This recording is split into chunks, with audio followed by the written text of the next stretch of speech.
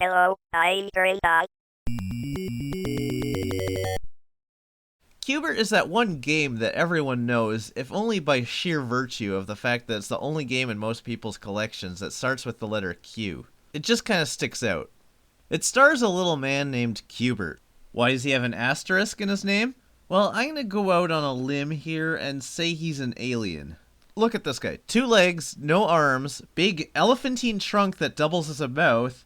Oh, and the fact that everything he says is indecipherable to human eyes and ears. I don't know how he comes to exist or how he arrives in this weird pyramidal stack of blocks floating in the endless unknown, but that's just the lemons he's been handed.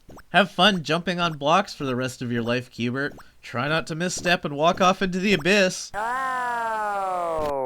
The only way to escape this horrible place is for Qbert to jump on all the squares using his magical ability to turn one color into another color, at which point he just moves on to the next stack of squares. I'm getting a real Sisyphus vibe from this poor thing. Fortunately, he's also joined by his friends. And by friends, I mean deadly eggs that hatch into snakes and try to devour him. What is that? I mean, it looks like Beetle Bailey swearing, but you can hear him talk, and it sounds like this weird mess of syllables that no human being could utter. This has to be some kind of weird alien language. Or actually, maybe he's swearing in an alien language. I don't see any reason why it can't be both. You also have these scumballs that do nothing but undo all his work.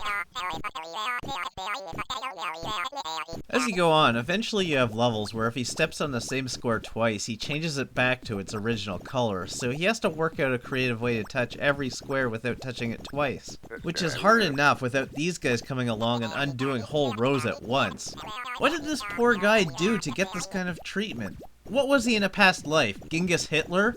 Some kind of subterranean monster that devours only ethnic babies?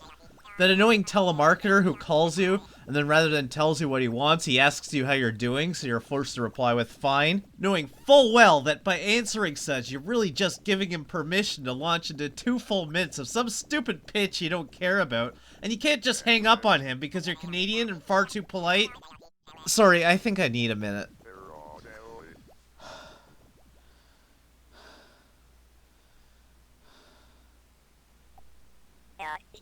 Okay, sorry about that. Where was I?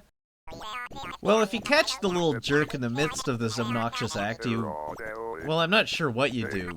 Consume him, I assume. And if you jump on these weird trippy disc things, it causes your enemies' brains to go haywire, and they all jump to their deaths in the eternal nothingness.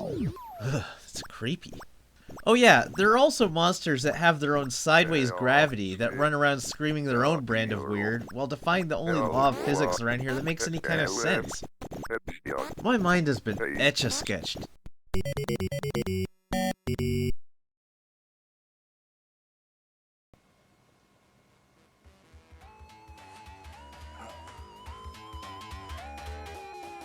Unknown number.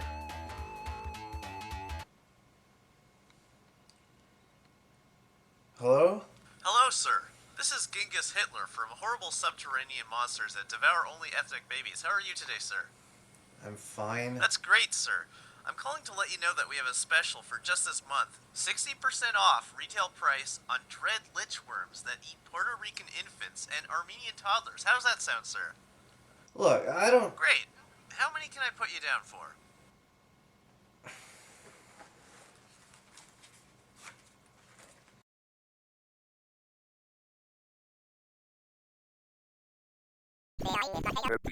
What is going on?